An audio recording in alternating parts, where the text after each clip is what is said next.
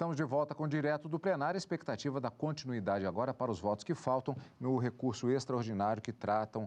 da questão de divulgação de dados do antigo COAF. Vamos acompanhar a segunda parte da sessão desta quinta-feira, na expectativa do encerramento do julgamento, ao vivo, direto do plenário. Declaro reaberta essa sessão extraordinária do Supremo Tribunal Federal e dando continuidade ao julgamento do recurso extraordinário 1.055.941, agora passo a palavra ao ministro Marco Aurélio para o seu voto. Presidente, alguma coisa não está certa.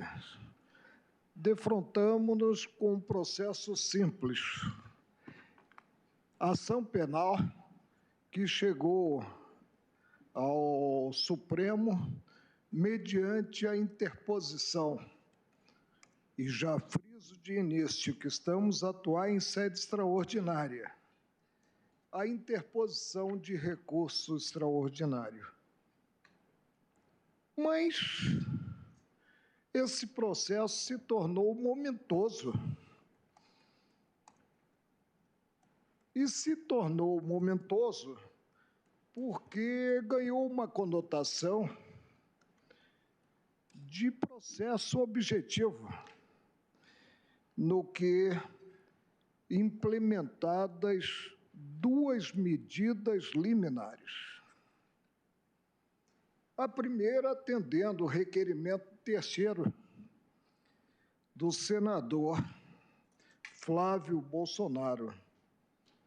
E a segunda, e vemos que alguma coisa mais cedo ou mais tarde terá que ser enfrentada pelo plenário do Supremo, suspendendo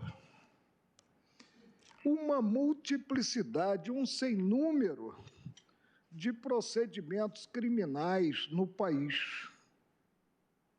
prejudicando-se a jurisdição na área sensível, que é a área da persecução penal, é a área criminal. O que ocorreu no caso concreto, e precisamos ter as balizas do caso concreto, não transformando, como eu disse, esse processo subjetivo em processo objetivo. O juízo impôs uma condenação a dois cidadãos. E o fez a partir de dados de contas bancárias acessados por uma parte na relação jurídica tributária, a Receita. Aliás, surge uma ironia. A Receita, parte na relação tributária, pode quebrar o sigilo de dados bancários, mas o Ministério Público não pode. Daí o surgimento desse vocábulo que passou a ser polivalente, que é o vocábulo compartilhamento. E ouvi em voto que há de se viabilizar esse compartilhamento a todos órgãos de investigação, não apenas ao Ministério Público, quem sabe também às autoridades policiais.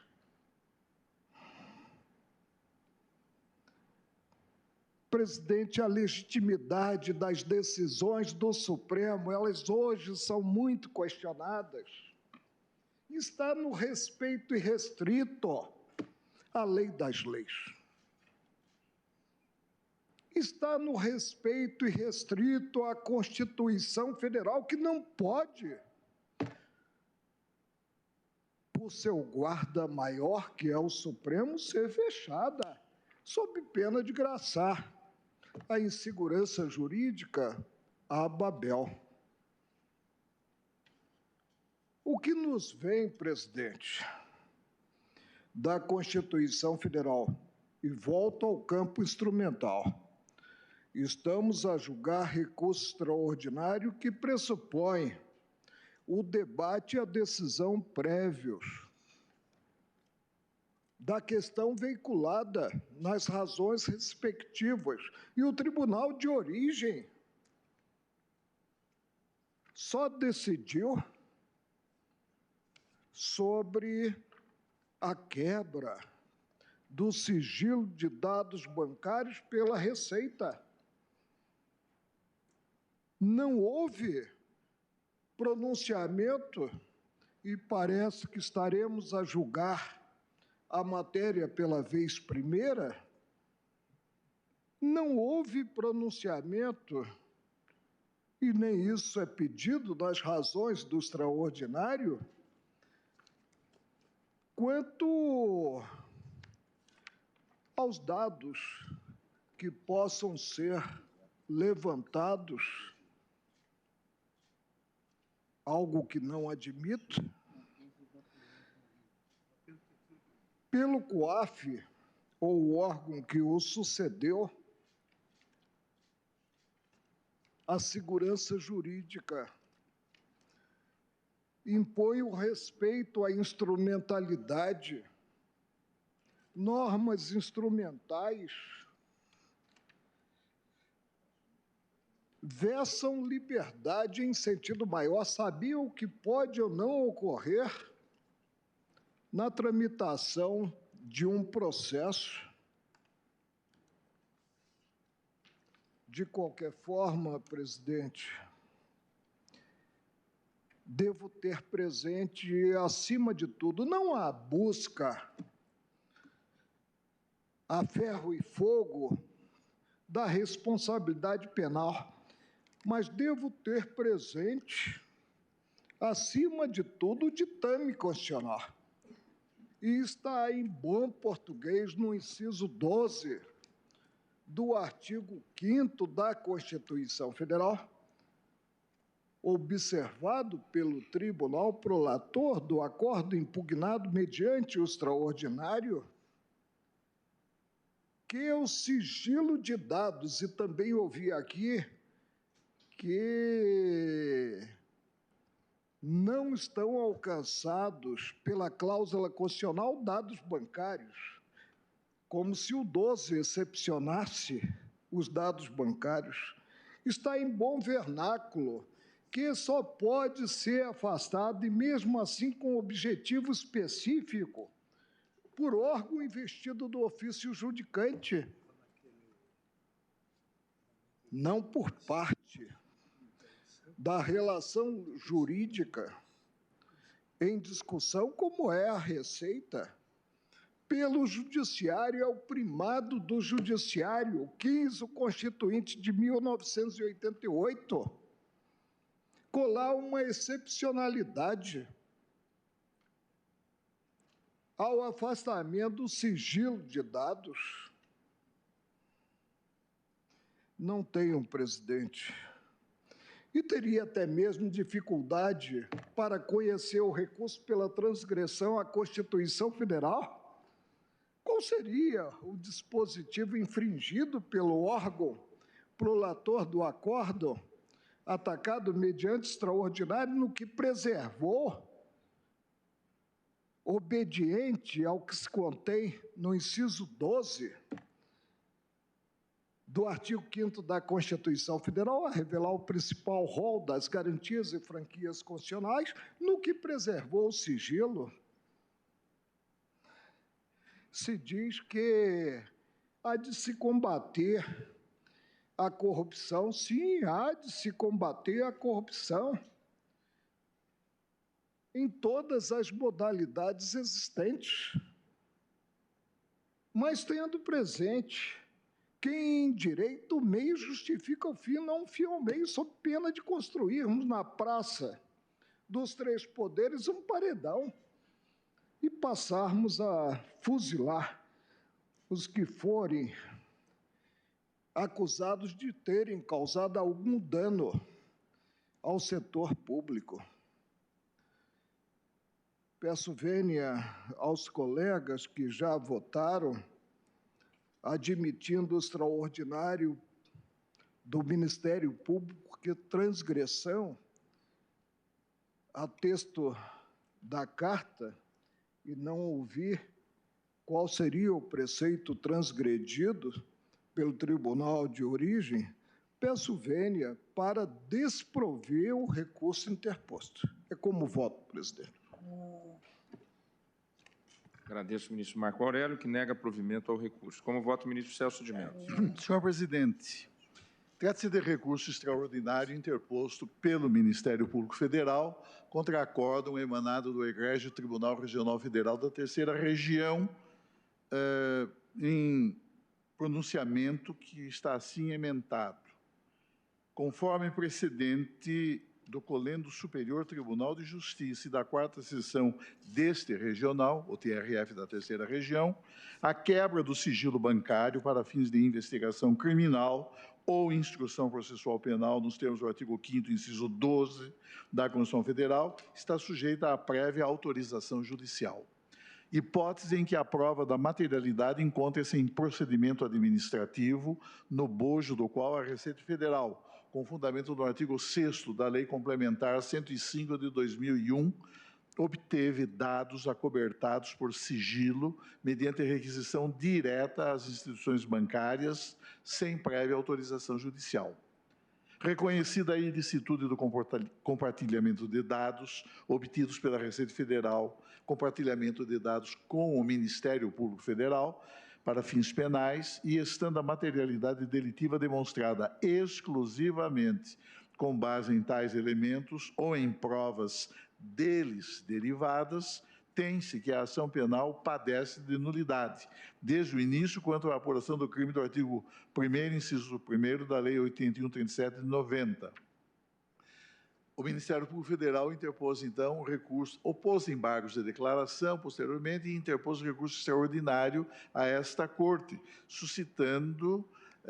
a vulneração por parte do TRF da Terceira Região a determinados preceitos inscritos no texto da Constituição da República, que aqui eu menciono. O recurso extraordinário foi submetido à sistemática da repercussão geral por Vossa Excelência, e o plenário da Corte reconheceu a existência da repercussão geral da controvérsia constitucional, fazendo em acórdão assim emendado, e eu transcrevo aqui a emenda.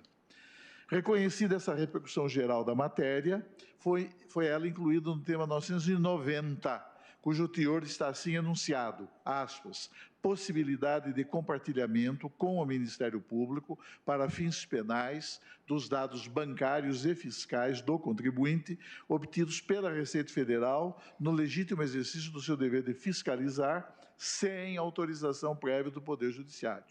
A douta Procuradoria-Geral da República, pela palavra de sua chefe, então, a eminente doutora Raquel Elias Ferreira Dodge, opinou pelo conhecimento e provimento deste recurso extraordinário, formulando, inclusive, uma proposta de tese de repercussão geral vazada nos seguintes termos. É a proposta da douta Procuradoria-Geral da República no recurso extraordinário que o MP Federal interpôs no presente caso. Aspas, é possível o compartilhamento com o Ministério Público para fins penais dos dados bancários e fiscais do contribuinte obtidos pela Receita Federal no legítimo exercício de seu dever de fiscalizar sem autorização prévia do Poder Judiciário. Parecer pelo provimento do recurso e fixação da tese sugerida. Há uma questão preliminar que eu gostaria de enfrentar, senhor presidente. Eu tenho, com a devida vênia de Vossa Excelência, por plenamente acolhível a questão suscitada pela douta Procuradoria-Geral da República no que concerne à impossibilidade de ampliação objetiva do tema decidendum, referente à presente demanda, pois entendo que eventual expansão da controvérsia constitucional ora em exame, cuja repercussão geral foi reconhecida pelo plenário desta Corte, importaria em transgressão ao postulado do devido processo constitucional. Esse entendimento tem o beneplácito do magistério doutrinário, valendo reproduzir, em face de sua pertinência, a lição de José Miguel Garcia Medina, quando cuida especificamente desse tema. Diz esse eminente autor: a definição precisa da questão é imprescindível, seja para se saber quais processos deverão ficar suspensos e quais processos deverão ser excluídos da suspensão, seja para se conhecer também qual será a abrangência da decisão que futuramente fixará a tese jurídica, isto é, a tese a ser adotada deve dizer respeito à questão fixada na decisão de afetação. A definição da questão limita a decisão sobre a tese a ser adotada, que não poderá ser distinta ou mais abrangente que a questão definida na decisão de afetação. A tomada de decisão para os fins previstos no artigo tal do CPC de 2015, sobre tema que não tenha sido objeto da decisão de afetação, assim contrariaria os princípios que informam os procedimentos concebidos para a criação de precedentes do modelo do CPC de 2015. Tal orientação, além disso, contrariaria a regra prevista no caput do artigo tal do CPC, aplicável também aos recursos extraordinários e especial repetitivos, pois só é possível dar-se ampla e específica divulgação e publicidade se se sabe de antemão sobre o que se decidirá e uma decisão sobre questão a respeito da qual não se tiver dado ampla e específica divulgação e publicidade, assim sendo viola também a regra prevista no artigo tal do CPC de 2015. Fecha aspas. Observa ainda, senhor presidente, que o eminente ministro Luiz Fux, no julgamento dos embargos de declaração no RE 581947 de Rondônia,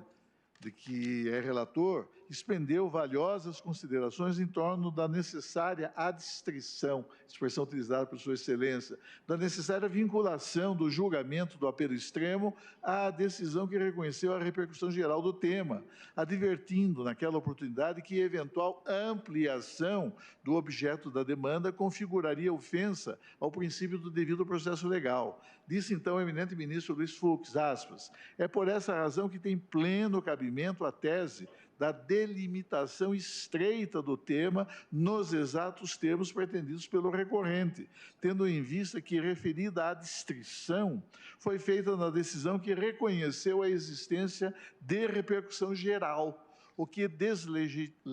deslegitima uma apreciação mais vasta, portanto, mais abrangente, que compreenda a análise da possibilidade ou não, naquele caso, de se cobrar qualquer tipo de receita pela utilização de áreas públicas. A ampliação do objeto da controvérsia dos autos no resultado do julgamento é algo indesejável, mormente porquanto este processo está sob o regime da repercussão geral, o que poderia ofender o devido processo legal e, em particular, a garantia constitucional do contraditório e da ampla defesa. De outro lado, senhor presidente, eu reproduzo, para efeito de documentação no meu voto, passagens que me parecem muito expressivas do pronunciamento da douta Procuradoria-Geral da República, no sentido de que houve, no caso, inobservância do procedimento adequado para o reconhecimento da repercussão geral da matéria, na medida em que monocraticamente se inseriu no tema 990 da repercussão geral, tema estranho à controvérsia versada no presente recurso extraordinário, usurpando a competência do plenário para acolher ou para rejeitar recurso extraordinário. E aqui vai a Procuradoria-Geral da República, no sentido de que essa ampliação, essa expansão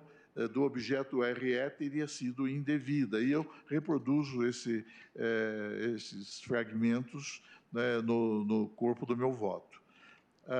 E daí, em seguida, digo que a competência do plenário desta Corte para reconhecer ou não a existência de repercussão geral de determinada matéria emana da própria Constituição da República, artigo 102, parágrafo 3º, sendo certo ainda que o regimento interno do Supremo Tribunal Federal estabelece procedimento específico para esse efeito, artigo 322 e seguintes do regimento interno, de modo que a expansão unilateral do objeto da demanda, em inobservância às normas regentes da sistemática da repercussão geral,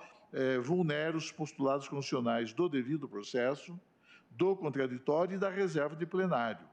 Cabe referir no ponto que o direito fundamental à observância do devido processo constitucional estende-se também aos processos de índole objetiva, tal como tem sido assentado por ilustres autores em sede doutrinária. Eu menciono aqui esses autores e até transcrevo trecho de uma dessas lições. Entendo, por isso mesmo, com toda a vênia, assistir plena razão à douta Procuradoria-Geral da República, no ponto em que sustenta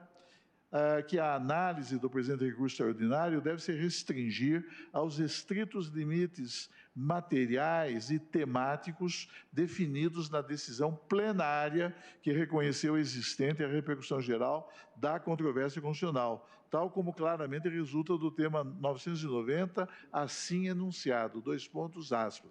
possibilidade de compartilhamento com o Ministério Público para fins penais dos dados bancários e fiscais do contribuinte obtidos pela Receita Federal, no legítimo exercício do seu dever de fiscalizar sem autorização prévia do Poder Judiciário. A seguir, senhor presidente, mas vou analisar a questão, digamos, nos termos que Vossa Excelência propôs, mas apenas entendi que deveria pronunciar-me sobre a questão prévia suscitada pela douta Procuradoria-Geral da República e reafirmada na sustentação oral pelo eminente Procurador-Geral da República. O meu voto é muito extenso e eu, obviamente, não vou lê-lo. São 93 laudas, mas eu o dividi em 7 tópicos. No primeiro tópico, eu cuido da proteção constitucional da intimidade financeira e fiscal das pessoas físicas e jurídicas. E me estendo a respeito desse tema a partir do julgamento do RS 601/314 de São Paulo, de que foi relator o eminente ministro Edson Fachin. Menciono que naquela oportunidade fiquei vencido na honrosa companhia do eminente ministro Marco Aurélio, por entender que a decretação da quebra do sigilo bancário, ressalvada a competência extraordinária das CPIs, artigo 58, parágrafo 3º da Constituição, pressupõe sempre a existência de ordem judicial, sem o que não se imporá à instituição financeira o dever de fornecer, seja à administração tributária, seja ao Ministério Público, seja ainda à Polícia Judiciária ou ao Tribunal de Contas, as informações que lhe tenham sido solicitadas. Não obstante minha posição pessoal em relação ao tema em questão, cabe destacar que esta Corte Suprema entendeu em referido julgado pela possibilidade do fisco de receber diretamente das instituições financeiras e sem prévia autorização judicial os dados bancários de contribuintes. É importante assinalar, no entanto, senhor presidente, que essa decisão plenária do Supremo Tribunal Federal, tal como eu interpreto, teve em consideração um aspecto singular da questão, pois a controvérsia objeto de referido julgamento dizia respeito às relações entre a administração tributária de um lado e as instituições financeiras de outro, de tal modo que se entendeu constitucional a norma inscrita no artigo 6º da Lei Complementar 105 de 2001, em ordem a viabilizar o poder público a proceder com finalidade eminentemente, exclusivamente, estritamente fiscal, à regular constituição do crédito tributário, como resulta claro do conteúdo do acórdão em que se consubstanciou o julgado que deu origem ao precedente que venho de mencionar. E eu reproduzo nesse ponto, senhor presidente, os tópicos desse venerando acórdão, onde fica muito clara a vinculação aos fins de caráter eminentemente fiscal com o objetivo de viabilizar o acesso da Receita Federal às informações reservadas em posse das instituições financeiras. Tanto que, quando se fixou a tese em relação ao item A do tema 225, o que se estabeleceu? Estabeleceu-se que, aspas, o artigo 6º da Lei Complementar 105 de 2001 não ofende o direito ao sigilo bancário, pois realiza a igualdade em relação aos cidadãos por meio do princípio da capacidade contributiva. bem como estabelece requisitos objetivos e o translado do dever de sigilo da esfera bancária para a fiscal. Fixação de tese em relação ao item B do tema 225 da sistemática da repercussão geral. A Lei 10.174/2001 não atrai a aplicação do princípio da irretroatividade das leis tributárias, tendo em vista o caráter instrumental da norma nos termos do artigo 144, parágrafo 1º do CTN, artigo 144, que está precisamente no capítulo referente ao lançamento tributário.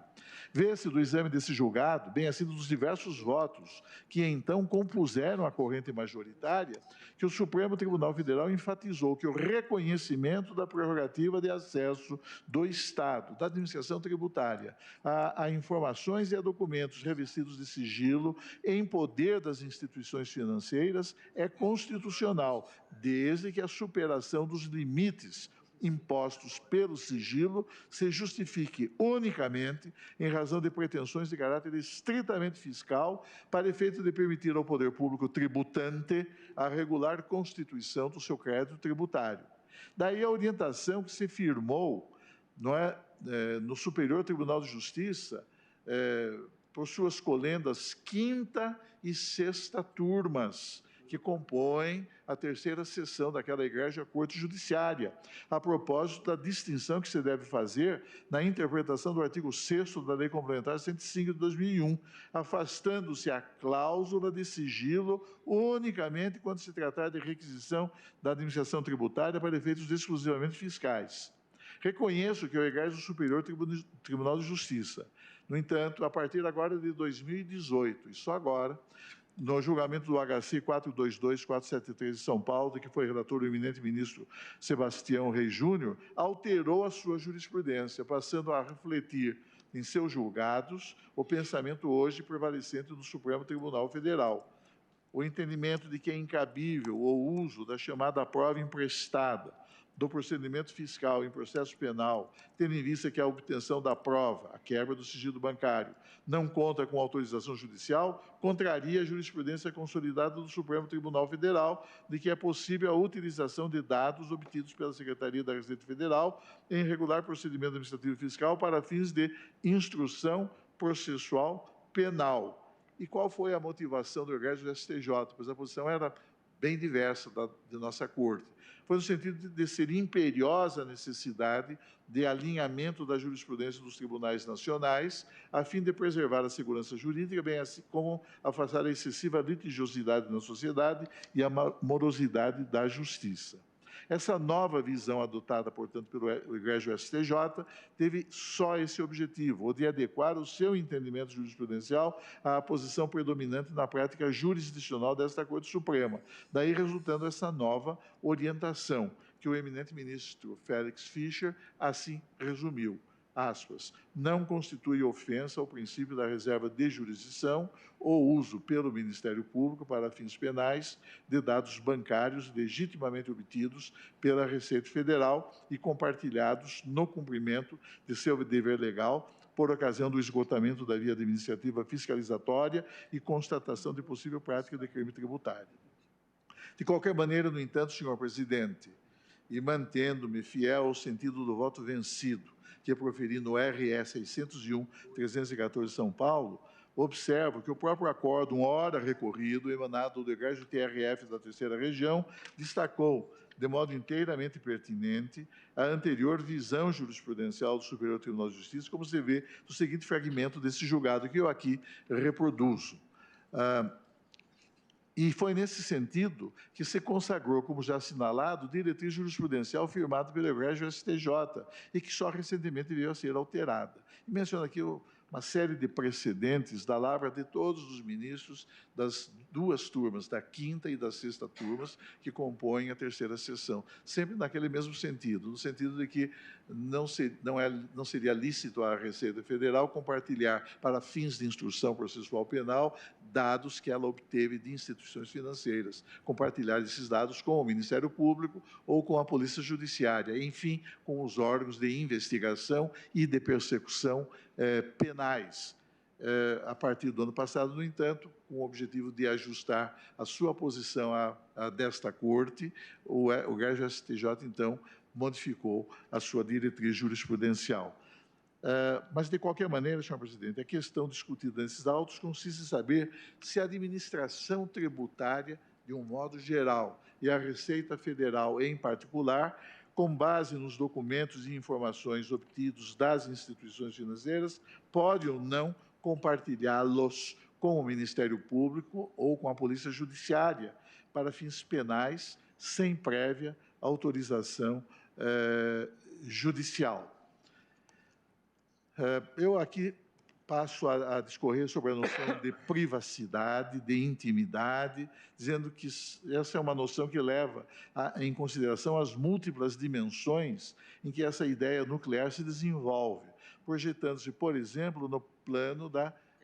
privacidade financeira, que se revela comum tanto às pessoas físicas quanto às pessoas jurídicas. Também as pessoas jurídicas têm direito à privacidade financeira. Esse tema ganha maior relevo se se considerar o círculo de proteção que o ordenamento constitucional estabeleceu em torno das pessoas em geral, notadamente dos contribuintes do fisco e daquelas sujeitas à investigação criminal, objetivando proteger tais pessoas, não é, contra ações eventualmente arbitrárias praticadas pelos órgãos estatais, o que confere especial importância ao postulado da proteção judicial efetiva, que torna inafastável a necessidade de autorização judicial para efeito de exposição e revelação, a chamada disclosure, de dados protegidos pela cláusula do sigilo bancário. Reafirmando a posição que adotei nos julgamentos proferidos pelo plenário desta Corte no RE 389-808 Paraná e no RE 601-314 São Paulo, a reserva de jurisdição traduz inestimável garantia institucional de proteção a direitos, liberdades e prerrogativas fundamentais das pessoas em geral, cuja integridade merece tutela especial do Estado, concretizada mediante respeito à cláusula constitucional da proteção judicial efetiva. Em havendo situação de colidência entre princípios impregnados de qualificação constitucional, como pode ocorrer entre as prerrogativas institucionais da administração tributária de um lado e os direitos e garantias básicas dos contribuintes de outro, a resolução desse estado de antagonismo deverá constituir objeto de um pertinente juízo de ponderação, a ser exercido não por um dos sujeitos parciais da relação litigiosa, que certamente atuaria pro domo sua, mas isso sim por um terceiro juridicamente desinteressado, como são os órgãos integrantes do Poder Judiciário. Não tem sentido que o legislador haja outorgado essa competência à própria administração tributária, incumbindo-a de superar, ainda que mediante critérios e procedimentos indicados na lei, a situação de polaridade conflitante que a opõe ao contribuinte, quando, na realidade, essa função de caráter eminentemente arbitral deve ser desempenhada pelo Poder Judiciário, que ostenta, nessa particular condição institucional, um dos atributos inerentes à jurisdição, que os italianos denominam de terzietà, ou seja, a posição de um terceiro juridicamente desinteressado. A primazia judiciária, por isso, fundada no postulado da essencialidade do controle jurisdicional, verdadeiro parágrafo régio do Estado Democrático de Direito, na feliz expressão do saudoso Garcia de Interria, desempenha importantíssimo papel na defesa e amparo dos direitos das pessoas, notadamente quando postas em situação de antagonismo em suas relações estruturalmente desiguais com a potestade do Estado. Já se enfatizou que os órgãos estatais da administração tributária não guardam, em relação ao contribuinte, posição de equidistância, nem dispõem do atributo apenas inerente à jurisdição da terzietà, o que põe em destaque o sentido tutelar da cláusula inscrita no parágrafo 1º do artigo 145 de nossa lei fundamental, que está lá no capítulo referente ao sistema tributário. A própria Constituição da República, em seu artigo 145, parágrafo 1º, ao dispor sobre o sistema tributário nacional, prescreve em caráter impositivo que a administração tributária, quando no exercício de sua competência, respeite os direitos individuais das pessoas em geral e dos contribuintes em particular. Impede reconhecer que não são absolutos, mesmo porque não o são, os poderes de que se acham investidos os órgãos e agentes estatais, cabendo assinalar por relevante, presente esse contexto, ou contexto ora em exame, que o Estado, em tema de tributação e também de investigação penal, está sujeito à observância de um complexo de direitos e prerrogativas que assistem constitucionalmente aos contribuintes e aos cidadãos em geral. Na realidade, os poderes do Estado encontram nos direitos e nas garantias individuais limites intransponíveis, cujo desrespeito pode caracterizar até mesmo um ilícito constitucional. Daí a necessidade de rememorar sempre a função tutelar do Poder Judiciário, investido de competência institucional para neutralizar eventuais abusos das entidades governamentais, que muitas vezes, deslembradas da existência em nosso sistema jurídico de um verdadeiro estatuto constitucional do contribuinte, consubstanciador de direitos e limitações oponíveis ao poder impositivo do Estado, culminam por asfixiar arbitrariamente o sujeito passivo da obrigação tributária, inviabilizando-lhe injustamente, trate-se de obrigação tributária principal, cuide-se de obrigação tributária acessória ou meramente instrumental, a prática de garantias legais e constitucionais de que é legítimo titular, fazendo instaurar, assim, situação que só faz conferir permanente atualidade ao dictum do Justice Oliver Wendell Holmes Jr., num julgamento em voto vencido, a dissenting opinion, em 1928, no caso Panhandle Oil Company versus State of Mississippi, em palavras segundo as quais, em livre tradução, aspas, o poder de tributar não significa nem envolve o poder de destruir, pelo menos enquanto existir esta Corte Suprema. Fecham-se as aspas. A submissão do fisco, da autoridade policial e do Ministério Público às limitações decorrentes da cláusula da reserva de jurisdição não desampara o legítimo exercício de suas atividades institucionais, pois estes sempre poderão pretender, administração tributária, Ministério Público e organismos policiais, sempre poderão pretender o acesso às contas bancárias e aos dados existentes em instituições financeiras, referentes aos contribuintes e às pessoas em geral, desde que o façam por intermédio do Poder Judiciário, expondo a sua postulação ao controle e à supervisão dos juízes e dos tribunais. O que me parece significativo no contexto em exame, e assim já me pronunciei no julgamento tanto do RE tal quanto do RE tal, é que a administração tributária, embora podendo muito, não pode tudo. Eis que lhe é somente lícito atuar, é o que diz o parágrafo 1º do artigo 145 da Constituição da República. Eis que lhe é somente lícito atuar, aspas, respeitados os direitos individuais e nos termos da lei, fecha aspas. Consideradas sob tal perspectiva e para esse efeito, as limitações decorrentes do próprio sistema constitucional, cuja eficácia restringe, como natural consequência da supremacia de que se acham impregnadas as garantias instituídas pela lei fundamental, o alcance do poder estatal, especialmente quando exercido em face do contribuinte e dos cidadãos da República.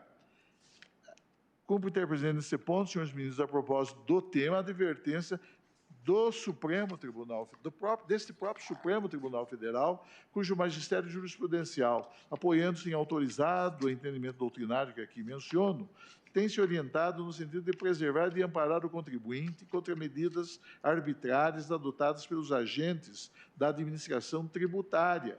muitas das quais configuram atos derivados de ilicitude, quando não de transgressão à ordem jurídica fundada na própria Constituição da República. Eu menciono aqui esses precedentes.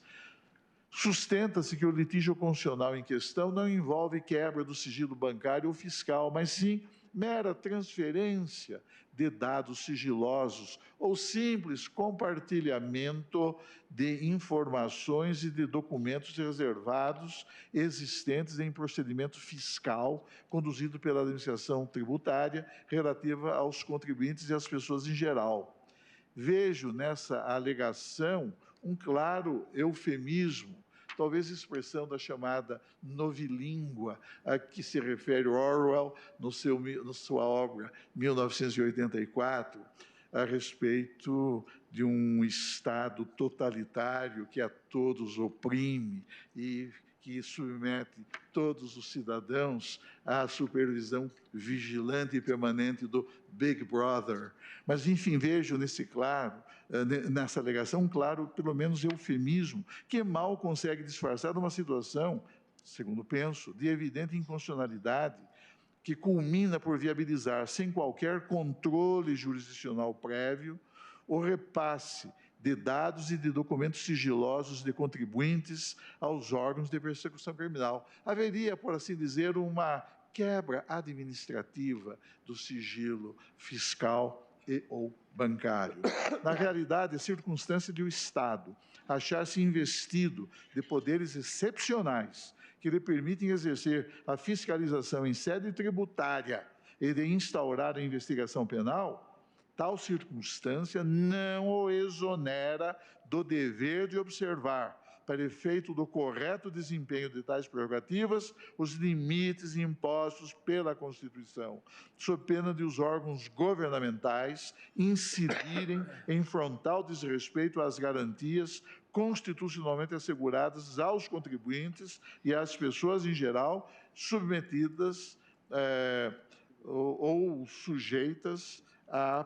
persecução penal. O procedimento estatal da administração tributária, que contraria os postulados consagrados pela Constituição da República, revela-se inaceitável e não pode ser corroborado por decisão desta Corte, sob pena de inadmissível subversão dos postulados constitucionais que definem, de modo estrito, os limites inultrapassáveis que restringem os poderes do Estado em suas relações com os contribuintes e com terceiros, tal como já advertiu o Supremo Tribunal Federal em julgamento consubstanciado em acórdão assim emendado. E eu transcrevo esta ementa. Não se pode ignorar que o direito à intimidade e também o direito à privacidade, que representa importante manifestação dos direitos da personalidade, qualifica-se tal direito como expressiva prerrogativa de ordem jurídica que consiste em reconhecer em favor da pessoa a existência de um espaço indevassável destinado a protegê-la contra indevidas interferências e ilícitas intrusões de terceiros na esfera de sua vida privada. Daí a correta advertência feita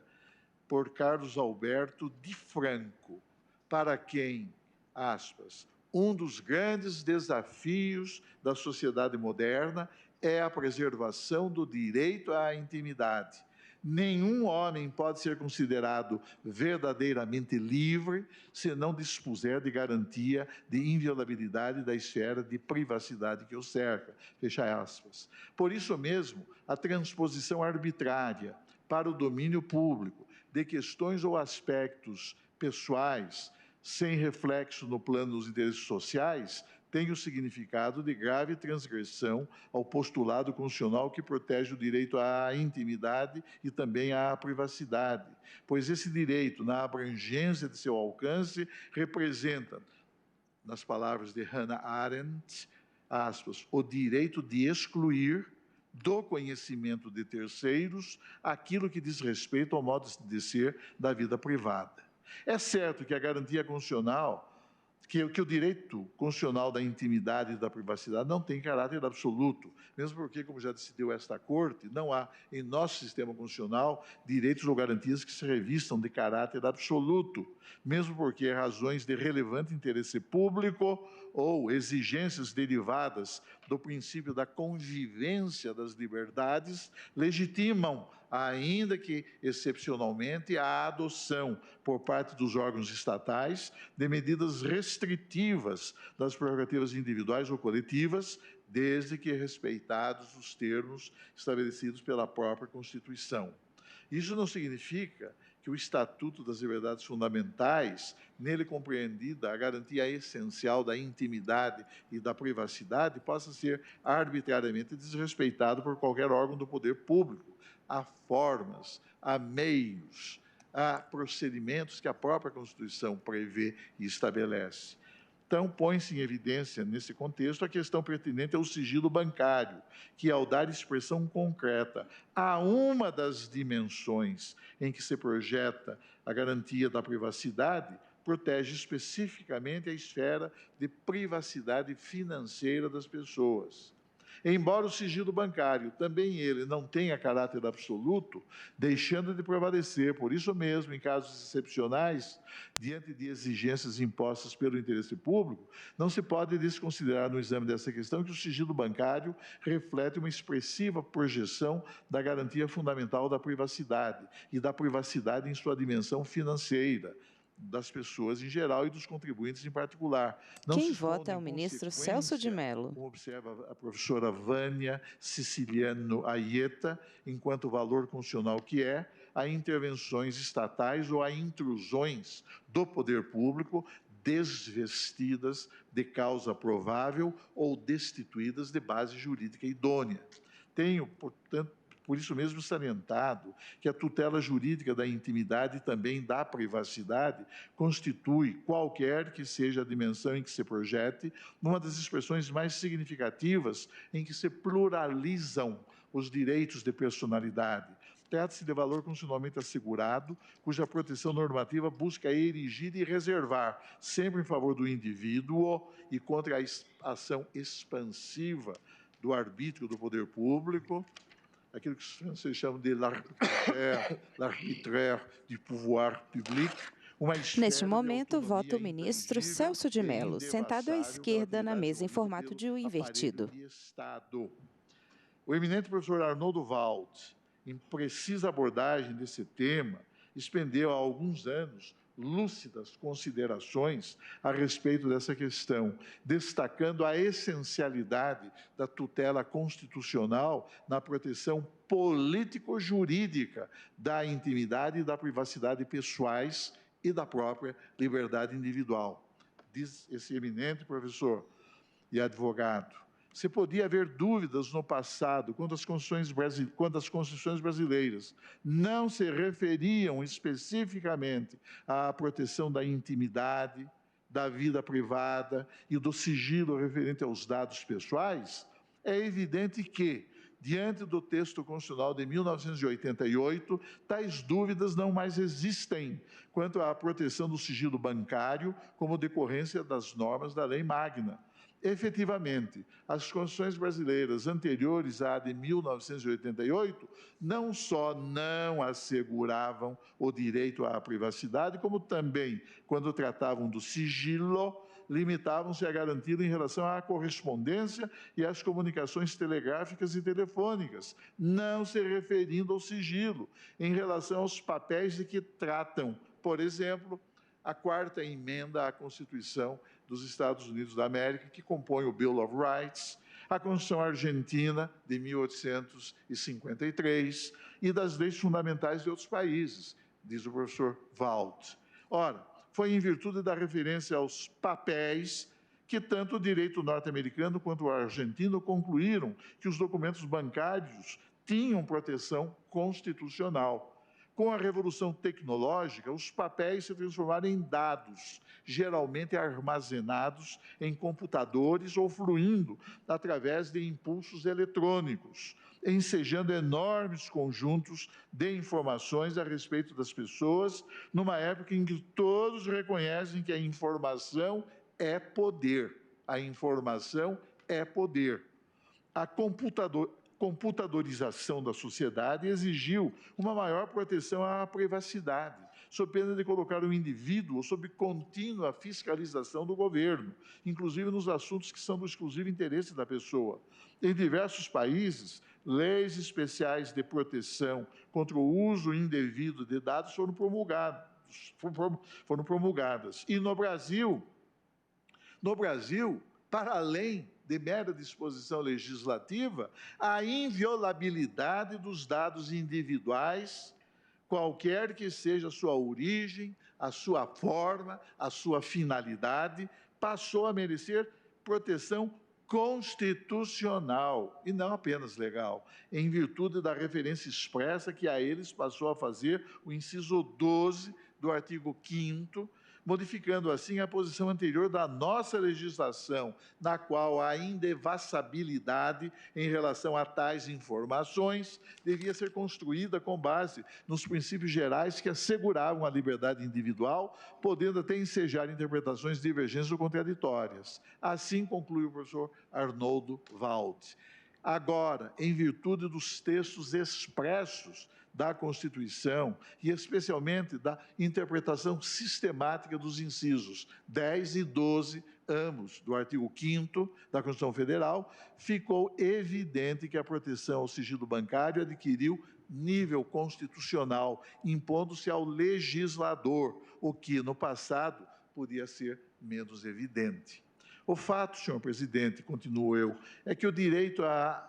inviolabilidade dessa franquia individual, que constitui um dos núcleos básicos em que se desenvolve em nosso país o regime das liberdades públicas, ostenta caráter, não há dúvida, meramente relativo. Não assume, portanto, nem se reveste de natureza absoluta. Cede, por isso mesmo, e sempre em caráter excepcional, às exigências impostas pela preponderância axiológica e jurídico-social do interesse público, tal como esta própria Corte tem acentuado em diversos julgamentos que eu aqui menciono. Esse caráter meramente relativo, inclusive, levou o Supremo Tribunal Federal a entender excepcionalmente possível em favor do chefe do Ministério Público, a possibilidade de ele requisitar diretamente a uma dada instituição financeira, requisitar informações que normalmente estão protegidas pela cláusula de sigilo, desde que se cuidasse, como naquele caso se cuidava, de empréstimos de recursos públicos, concedidos com apoio em plano governamental, destinado a criar condições para a implementação e fomento de políticas públicas na área creditícia. Eu me refiro ao mandato de segurança 21.729 do DF, de que se tornou redator para o acórdão o ministro Nery da Silveira. Foi um julgamento plenário por 6 votos a 5. Eu, então, fiquei também vencido entre os 5 naquela época. Mas, de qualquer maneira, nesse mandado de segurança, impetrado pela presidência do Banco do Brasil, Sociedade Anônima, contra ato do eminente senhor Procurador-Geral da República, então o eminente doutor Aristides Junqueira Alvarenga, que havia requisitado essas informações sob pena de responsabilização criminal. Então, impetrou-se o mandado de segurança perante esta Corte e o Supremo Tribunal Federal denegou o mandado de segurança e reconheceu em favor do chefe do Ministério Público essa possibilidade, dizendo o seguinte, aspas, não cabe ao Banco do Brasil negar ao Ministério Público informações sobre nomes de beneficiários de empréstimos concedidos pela instituição com recursos subsidiados pelo erário federal sob invocação do sigilo bancário em se tratando de requisição de informações e documentos para instruir procedimento administrativo instaurado em defesa do patrimônio público. Fecha aspas. A pesquisa da verdade, nesse contexto, constitui um dos princípios dominantes e fundamentais no processo de disclosure, das operações celebradas no âmbito das instituições financeiras. Essa busca de elementos informativos, elementos que compõem o quadro de dados probatórios essenciais para que o Estado desenvolva regularmente suas atividades e realize os fins institucionais a que se acha vinculado, sofre, porém, os necessários condicionamentos que a ordem jurídico-constitucional impõe à ação do poder público. Por isso mesmo, a quebra do sigilo bancário, ato que se reveste de extrema gravidade jurídica e que se submete, por isso mesmo, ao postulado da reserva de jurisdição, só deve ser a quebra do sigilo bancário decretada e sempre em caráter de excepcionalidade quando existentes fundados elementos que justifiquem, a partir de um critério essencialmente apoiado na prevalência do interesse público, a necessidade da revelação dos dados pertinentes às operações financeiras ativas e passivas resultantes da atividade desenvolvida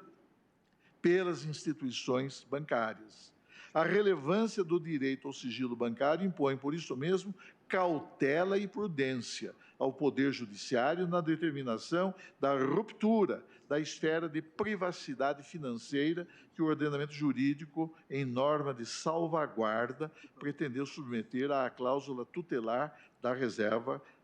de jurisdição. É preciso salientar que a jurisprudência do Supremo proclamou a plena compatibilidade jurídica da quebra do sigilo bancário com a norma inscrita nos incisos 10 e 12 do artigo 5º da Constituição, petição número tal, relator ministro Carlos Veloso, reconhecendo possível autorizar, quando presentes fundadas razões, a pretendida disclosure das informações bancárias reservadas, mas sempre mediante prévio controle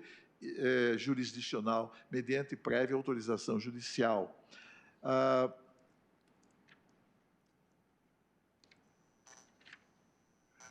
Enfim, senhor presidente, entendo que se imporá o deferimento judicial da quebra de sigilo bancário, sempre que essa medida se qualificar como providência essencial e indispensável à satisfação das finalidades inderrogáveis de investigação e ou da fiscalização estatal, e desde que não exista nenhum meio menos gravoso para a consecução de tais objetivos. Para que essa providência ordinária, no entanto,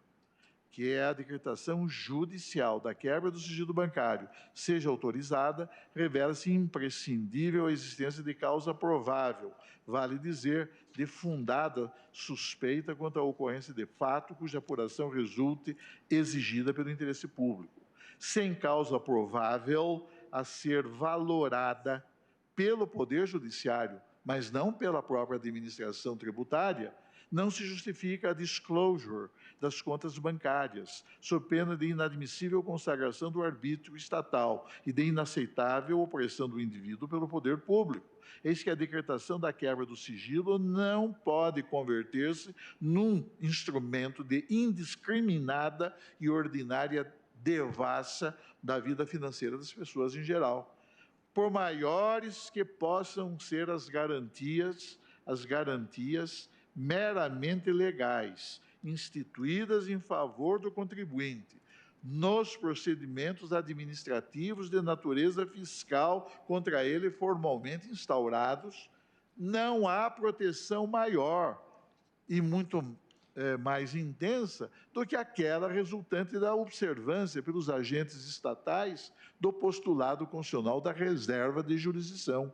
Não se pode perder de perspectiva, como salientou o IBCCRIM, em sua condição de amicus curiae, nas peças processuais que produziu neste caso, que, aspas, é a garantia da jurisdição que assegura uma análise imparcial do caso concreto, em que se conclua pela necessidade, adequação e proporcionalidade da medida que legitimamente restringirá a proteção da vida privada do investigado e, eventualmente, a sua liberdade. Fecho aspas. Respeitando-se desse modo, senhor presidente, a exigência constitucional de reserva de jurisdição e submetendo-se ao pedido de quebra de sigilo bancário e ou fiscal ao Poder Judiciário, com a necessária demonstração da existência de causa provável por parte dos órgãos e agentes incumbidos ou da persecução criminal ou da administração tributária, Evitar-se-ão arbitrárias intrusões e indevidas interferências na esfera de intimidade,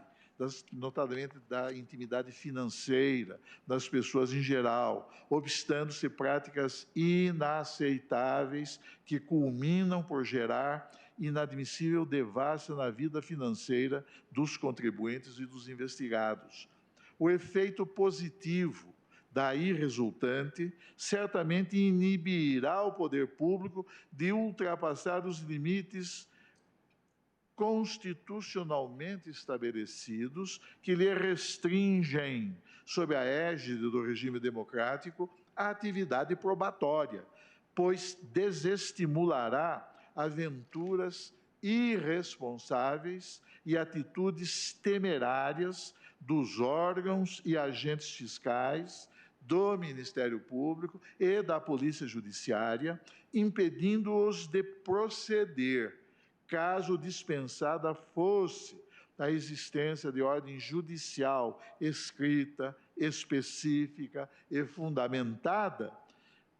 a verdadeiras e lesivas fishing expeditions, medidas essas que se traduzem em ilícitas investigações meramente especulativas ou randômicas, de caráter exploratório, também conhecidas como diligências de prospecção, simplesmente vedadas pelo ordenamento jurídico brasileiro, como resulta não só da doutrina, cujos autores aqui eu menciono, o professor Auri Lopes Júnior, o juiz Alexandre Moraes da Rocha, os eminentes advogados e professores Felipe Benoni Melo Silva, Viviane Ghisoni da Silva, todos com trabalhos preciosos sobre esse verdadeiro dilema oculto do processo penal, que consiste na fishing expedition e nas consequências daí resultantes. Não só, senhor presidente, essa prática, não é, de busca aleatória, randômica, especulativa, de caráter exploratório ou prospectivo, não só tem sido censurada pela doutrina, menciono aqui essas obras, mas também pela jurisprudência do Superior Tribunal de Justiça, documento aqui esses precedentes do STJ, e também do próprio Supremo Tribunal Federal. Vossa Excelência, inclusive, é relator de um desses casos. Refiro-me ao HC 137828 do Rio Grande do Sul. O outro, de que foi relator o eminente ministro Gilmar Mendes, é o HC 106.566 de São Paulo. A quebra do sigilo inerente aos registros bancários, inclusive dos registros também fiscais e telefônicos, quando for o caso, por traduzir medida de caráter excepcional, revela-se incompatível com o ordenamento constitucional quando fundada em deliberações cujo suporte decisório apoie-se em formulações genéricas, destituídas da necessária e específica indicação de causa provável, que se qualifica como pressuposto legitimador da ruptura, por parte do Estado, da esfera de intimidade a todos garantida pela Constituição da República, tal como tem decidido essa Corte Suprema, e eu aqui transcrevo esse precedente. A quebra do sigilo bancário, portanto, conduz exatamente a essas consequências. Portanto, senhor presidente, a efetividade da ordem jurídica... Em votação, recurso em que se discute a constitucionalidade do compartilhamento de dados fiscais sem autorização judicial para fins penais. Pela nota de seu desvalor ético-jurídico... Quem vota é o ministro Celso de Mello, sentado à esquerda na mesa em formato de U invertido. Aos órgãos do Poder Judiciário, com fundamento e apoio nos estritos limites de sua competência institucional, a prerrogativa de ordenar a quebra do sigilo bancário. Na realidade, a intervenção jurisdicional constitui fator de preservação do regime das franquias individuais e impede, pela atuação moderadora do Poder Judiciário, que se rompa injustamente a esfera de privacidade das pessoas, pois a quebra do sigilo não pode nem deve ser utilizada, ausente a concreta indicação de uma causa provável, como instrumento de devassa indiscriminada, não é, da vida privada de alguém ou das contas por alguém mantidas em instituições financeiras. E nenhum embaraço resultará do controle jurisdicional prévio dos pedidos de decretação da quebra de sigilo bancário, pois, não sendo absoluta a garantia pertinente ao sigilo bancário, torna-se lícito afastar em favor do interesse público, mediante ordem judicial, a cláusula de reserva que protege as contas bancárias nas instituições financeiras. A equação direito ao sigilo... Quem vota é o ministro Celso de Mello. Dever de sigilo exige, para que se preserve a necessária relação de harmonia entre uma expressão essencial dos direitos fundamentais, reconhecidos em favor da generalidade das pessoas... Ministro Celso de Mello lê os papéis à sua frente. Do sigilo bancário provenha de ato emanado de órgão do Poder Judiciário, cuja intervenção de caráter arbitral na resolução dos litígios revela-se garantia de respeito, tanto ao regime das liberdades fundamentais quanto à supremacia do interesse público.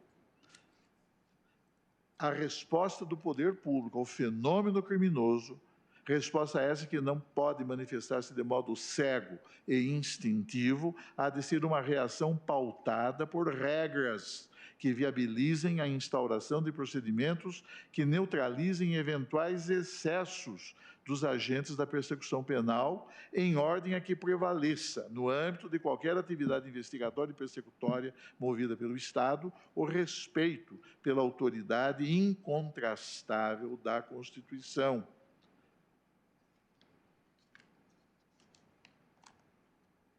Os fins não justificam os meios.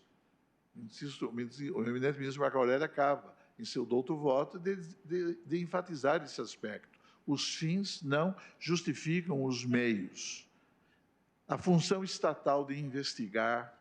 de processar e de punir não pode resumir-se a uma sucessão de abusos, nem deve reduzir-se a atos que importem em violação de direitos ou que impliquem desrespeito a garantias estabelecidas ou a princípios consagrados pela Constituição da República. O procedimento estatal, não importa se judicial,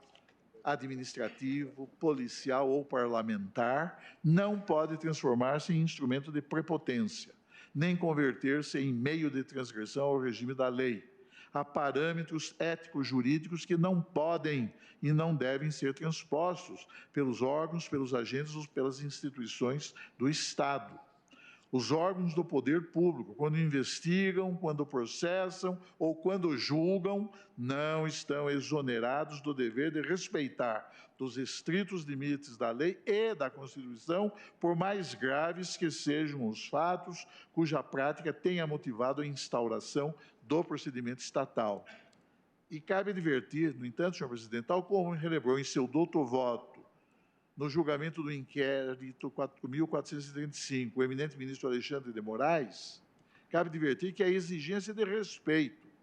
a simples exigência de respeito aos princípios consagrados em nosso sistema constitucional, como aqueles que consagram o dogma do juiz natural e a garantia do devido processo legal, não frustra, nem impede o exercício pleno por qualquer órgão do Estado dos poderes investigatórios, dos poderes fiscalizatórios e dos poderes persecutórios, não é? E até mesmo dos poderes punitivos, de que tais órgãos se acham investidos. Ao contrário, a observância dos direitos e garantias constitui fator de legitimação da atividade estatal. Esse dever de obediência ao regime da Constituição impõe-se a todos, a magistrados, a administradores e a legisladores, e, portanto, também aos membros do Ministério Público, aos órgãos e agentes da administração tributária e aos integrantes da Polícia Judiciária. É, portanto, na Constituição da República e não nas leis, apenas mas, sobretudo, é na Constituição da República e não na busca pragmática de resultados, independentemente da adequação dos meios à disciplina imposta pela ordem jurídica, que se deverá Quem vota é o ministro Celso de Mello. Entre as relações de tensão que emergem do estado de permanente conflito. Em votação, recurso em que se discute a constitucionalidade do compartilhamento de dados fiscais sem autorização judicial para fins penais. É a sugestão que seria paradoxal, contraditória e mesmo inaceitável, de que o respeito pela autoridade da Constituição possa traduzir fator ou elemento de frustração da eficácia da investigação estatal ou do processo penal. Cabe observar, portanto, que esse entendimento, senhor presidente, exigência de prévia autorização judicial deve ser observado por todos os órgãos do Estado e, com maior razão, no tocante ao compartilhamento dos dados bancários e fiscais do contribuinte com o Ministério Público e a Polícia Judiciária. Seguinte, senhor presidente, eu cuido da representação fiscal para fins penais, menciona um precedente importante, valioso, do plenário desta Corte, que julgou a ação direta de inconstitucionalidade 1571 do DF, de que foi relator eminente ministro Gilmar Mendes, e entendeu plenamente constitucional o artigo 83 da Lei 9.430 de 96, que cuida precisamente da representação fiscal para efeitos penais. Mas o Supremo Tribunal Federal julgou improcedente, desacolheu, portanto, a pretensão de inconstitucionalidade, que foi então deduzida,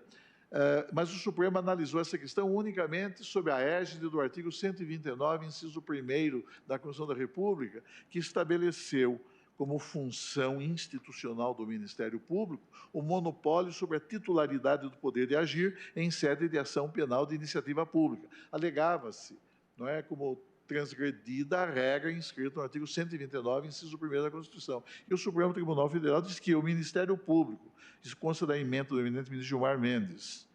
dizendo o seguinte: antes de constituído definitivamente o crédito tributário, não há justa causa para a ação penal. Mas o Ministério Público pode oferecer denúncia independentemente dessa comunicação, dessa, aspas, representação fiscal para fins penais,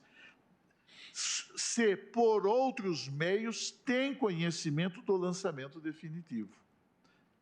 Não configurada qualquer limitação à atuação do Ministério Público para a propositura da ação penal pública pela prática de crimes contra a ordem tributária, analisou-se a questão sob a égide do artigo 129, inciso 1º, julgou-se, então, improcedente. E esse foi, na verdade, o fundamento invocado pela Corte para reconhecer a plena legitimidade constitucional desse artigo 83. E eu transcrevo aqui um fragmento do outro voto do eminente ministro Gilmar Mendes a esse respeito, nesse julgamento. Impende assinalar ainda que o Supremo Tribunal Federal reconheceu na denominada representação fiscal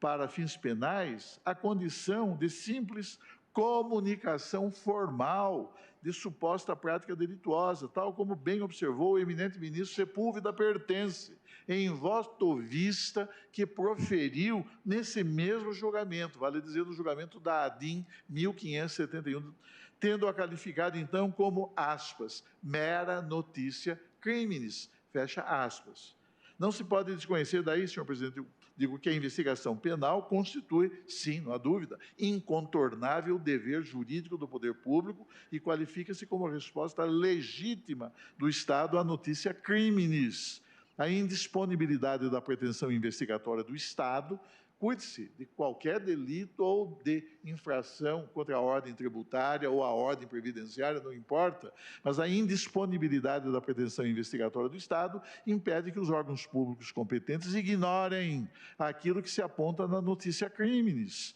motivo pelo qual se torna imprescindível a apuração dos fatos delatados, com o consequente e necessário aprofundamento da investigação estatal. Faço aqui uma série de considerações a esse respeito, senhor presidente, e E destaco que é importante advertir, na linha da correta decisão proferida pelo eminente ministro Rogério Schietti Cruz, do Egrégio Superior Tribunal de Justiça, no julgamento do HC número tal, de que foi relator, que a representação fiscal para efeitos penais destinada ao Ministério Público não poderá conter dados bancários sigilosos que instituições financeiras tenham eventualmente compartilhado com a autoridade tributária para fins de lançamento fiscal. Transcrevo, não é, uma longa passagem de seu voto. Tenho para mim, senhor presidente, diante das garantias Quem vota é o ministro Celso de Mello. De proteção ao sigilo bancário e fiscal, que devem constar de mencionada representação fiscal unicamente a descrição objetiva do fato alegadamente delituoso, além de outros dados informativos referentes ao contribuinte a quem se atribui o cometimento de delitos contra a ordem tributária ou de crimes contra a Previdência Social, mas não se revela possível, em referida representação para fins penais, a remessa aos órgãos incumbidos da persecução penal de peças documentais protegidas pela cláusula constitucional do sigilo, tais como a integralidade de extratos bancários, declarações de imposto de renda, livros contábeis, notas fiscais, etc., etc. Bom, a seguir, senhor presidente, no tópico 5, eu discuto a questão do artigo 15 da Lei 9.613 de 98, sobre o papel da Unidade de Inteligência Financeira do Brasil, antigo COAF, no âmbito do Sistema Normativo Antilavagem. Digo eu que é importante tecer algumas considerações sobre a natureza jurídica e as atribuições da Unidade de Inteligência Financeira do Brasil, antigo COAF. E aqui, senhor presidente, eu me estendo longamente da página 50 até a página 76 sobre essas atribuições da Unidade de Inteligência Financeira do Brasil, tendo em vista o arcabouço normativo que lhe conferiu identidade e finalidade próprias.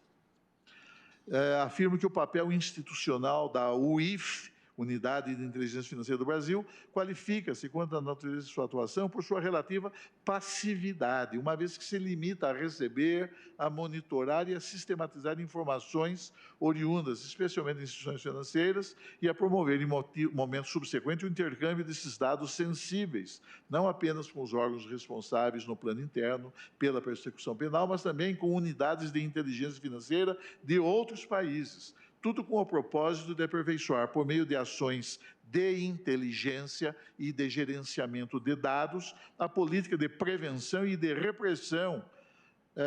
dentre outros ilícitos penais, aos crimes de lavagem de dinheiro e de financiamento ao terrorismo. Faço considerações aqui a propósito do poder de requisição outorgado ao antigo COAF, hoje UIF, que se aplica aos dados cadastrais, bancários e financeiros de pessoas envolvidas em atividades suspeitas, assim como as funções regulatória e repressiva desse órgão de inteligência descritas no artigo 14 da Lei 96.13 de 98. Afirmo que isso tudo incide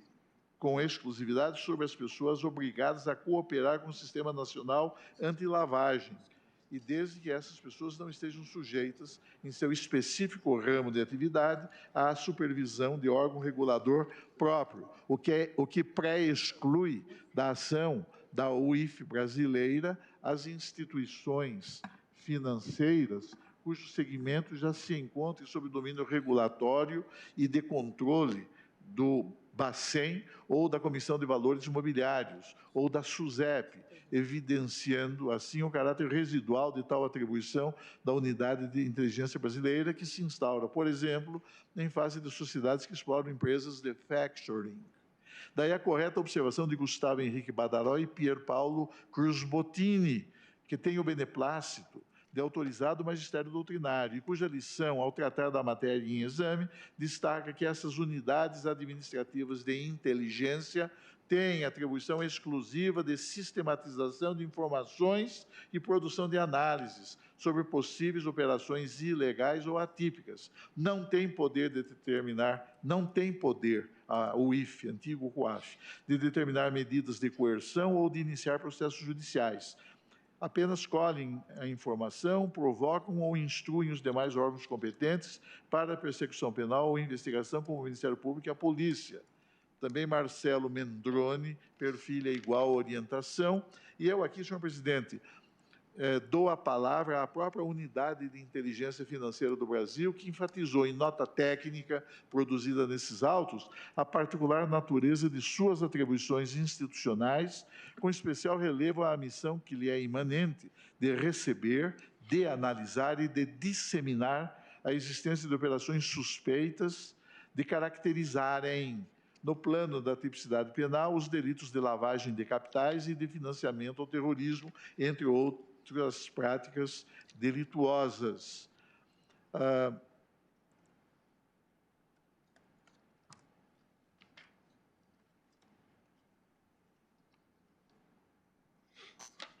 Ministro Marco Aurélio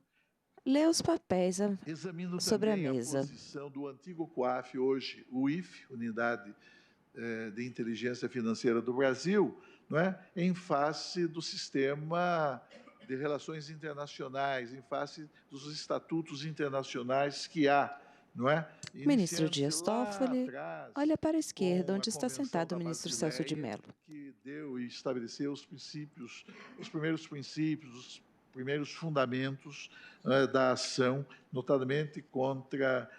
práticas de caráter criminosas de caráter transnacional.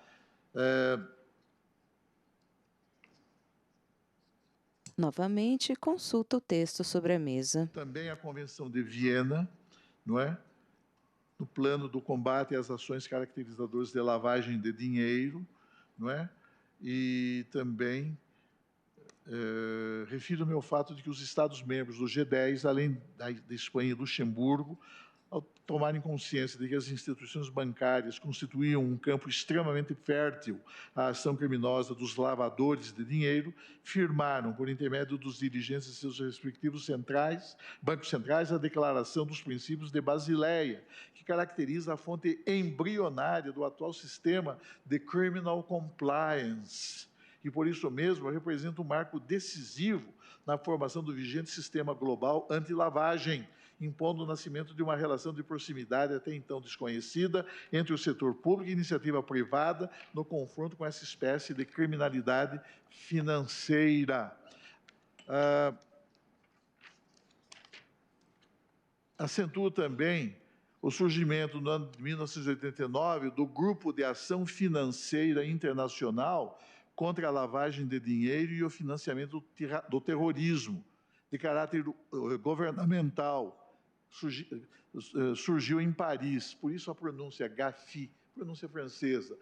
prefiro pronunciar GAFI, não é? E não GAFI, a moda francesa. Né? Mas a razão da Ministro Celso de Mello olha para os colegas e sorri. Organização. Esse grupo de ação financeira internacional contra a lavagem de dinheiro e o financiamento do terrorismo. Atrás dos ministros, sentados à esquerda, alguns assessores ocupam poltronas, antes ocupadas pela plateia. E, após a expansão de seu objeto, para o fim de nele incorporar novas ameaças e riscos emergentes de repressão ao financiamento, tanto do terrorismo quanto da proliferação de armas de destruição em massa. Nesse sentido, o GAF publicou 40 recomendações ainda nos idos de 1990, que foram revistas em 2012 e, desde então, regularmente atualizadas, pelo menos até o mês de junho deste ano, de 2019, com o propósito de nortear a implementação pelos Estados nacionais de medidas legais, regulamentares e operacionais para o combate ao branqueamento de capitais, ao financiamento do terrorismo, ao financiamento da proliferação de armas de destruição em massa, bem assim a outras ameaças à integridade do sistema financeiro nacional. de cujas recomendações decorre o modelo que atualmente caracteriza em escala global a estrutura de normatividade que compõe o sistema anti-lavagem de dinheiro. Fala, inclusive, da atuação do Conselho de Segurança da ONU, a cujas resoluções submetem-se por determinação expressa da Carta de São Francisco e que a Carta das Nações Unidas, no artigo 25, todos os membros das Nações Unidas. E resolução que conferiu caráter cogente às recomendações do GAF, conforme se depreende da Resolução 1617 de 2005, cujo teor foi reafirmado pela Resolução 2253 de 2015, incorporado ao direito pátrio por meio do Decreto 8.799, de 6 de julho de 2016. E menciono aqui o teor dessa resolução. Falo que também a Carta de Bogotá, que instituiu a OEA em 1948, também faz referência, digamos, à necessidade de que os Estados nacionais, como o Brasil, que subscreveu a carta que na 9ª Convenção Interamericana instituiu a Organização dos Estados Americanos, que o Brasil está sujeito a cumprir, a se submeter e a cumprir tudo aquilo que foi pactuado no plano internacional. É o velho princípio do pacta sunt servanda, que a Convenção de Viena sobre o Direito dos Tratados consagra em seu artigo 26 e a Carta da OEA no seu artigo 18. Menciono que o Brasil vem assumindo importantes compromissos internacionais voltados à prevenção e à repressão de graves delitos de perfil transnacional, como evidencia a assinatura do nosso país da Convenção das Nações Unidas contra o Tráfico Ilícito de Entorpecentes e Substâncias Psicotrópicas, celebrada em Viena, da Convenção Interamericana contra a Corrupção, celebrada na Venezuela, da Convenção das Nações Unidas contra a Corrupção em Mérida, da Convenção de Palermo contra o Crime Organizado Transnacional, e, em consequência, estruturou-se no plano interno brasileiro um sistema de combate a essa espécie de macrocriminalidade, em cuja essência entremeia-se... O ministro Dias Toffoli entrega a presidência ao ministro Luiz Fux. Retira-se do plenário a fazer referência à Unidade de Inteligência Financeira do Brasil, antigo COAF, não é? E, entendendo que o Estado brasileiro se submete obrigatoriamente às cláusulas consagradas em instrumentos... Quem vota é o ministro Celso de Mello. Em ordem a viabilizar a prevenção e a repressão aos delitos transnacionais, os quais avultam, por seu inquestionável e perverso desvalor, os crimes de lavagem de dinheiro, de corrupção governamental e de financiamento ao terrorismo. Faço considerações particulares a respeito do financiamento ao terrorismo, não é, por intermédio das instituições financeiras e pela prática transnacional desses delitos. Menciono uma importante resolução de 2001, subscrita pelo Brasil, mas que foi aprovada na 23ª reunião de consulta dos ministros de Relações Exteriores dos países integrantes do sistema interamericano. Foi uma convenção que se celebrou em Barbados.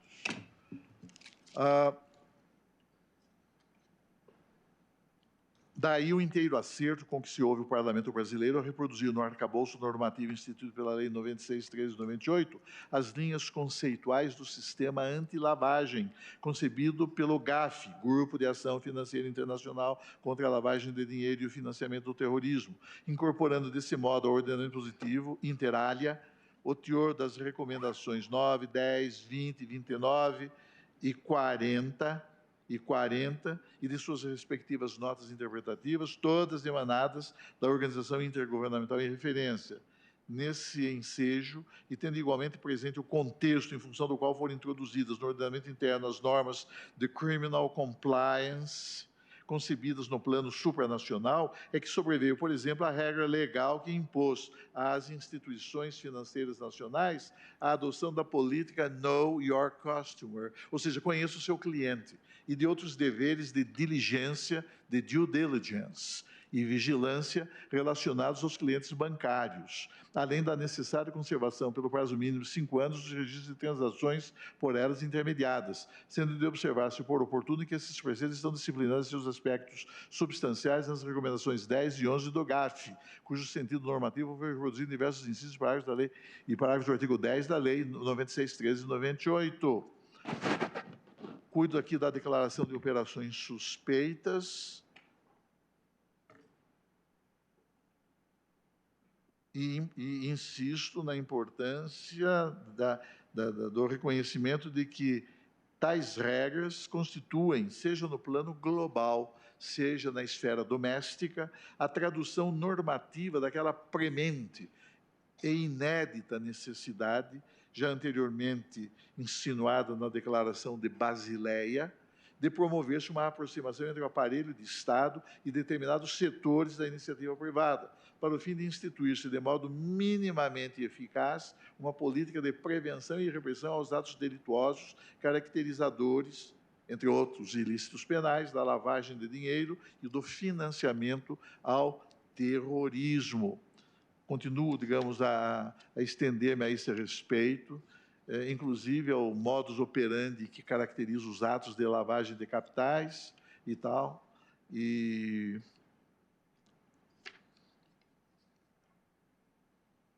Ministro, lê o texto sobre a mesa. Em conclusão... Ao lado dele, os ministros Gilmar Mendes, Carmen Lúcia Rosa Weber e Edson Fachin. O órgão de inteligência da unidade de inteligência financeira do Brasil, antigo COAF. Está tudo aqui registrado no meu voto, e eu não vou ler, obviamente, não é? A seguir, senhor presidente, no tópico 6º, é o penúltimo tópico do meu voto, eu cuido da ilicitude da prova penal produzida no caso ora em julgamento, considerado o teor do próprio acórdão emanado do egrégio TRF da terceira região. Ministro Luiz Fux, na cadeira da presidência, olha para a esquerda onde está sentado o ministro Celso de Mello. Parte da administração tributária da Receita Federal em face do Ministério Público, de dados que, na verdade, estavam sob a cláusula de sigilo e, portanto, sob a imediata proteção do postulado da reserva constitucional de jurisdição. Faço muitas considerações a esse respeito. Concluo no item 7º e último do meu voto. Eu concluo, digamos, esse meu voto, senhor presidente, fazendo um sumário, uma síntese de tudo que eu falei e peço vênia, então, senhor presidente, considerar as razões expostas. O ministro Dias Toffoli retorna à presidência. Recurso extraordinário, mantendo em consequência o acórdão proferido pelo egrégio Tribunal Regional Federal da Terceira Região, que entendeu que a quebra do sigilo bancário para fins de investigação criminal ou instrução processual penal, nos termos do artigo 5º, inciso 12 da Constituição Federal, está sujeita à prévia autorização judicial. Mas revogo a tutela provisória concedida neste recurso extraordinário, pois, como destaquei no voto que venho de proferir, considero plenamente legítimo o compartilhamento pela unidade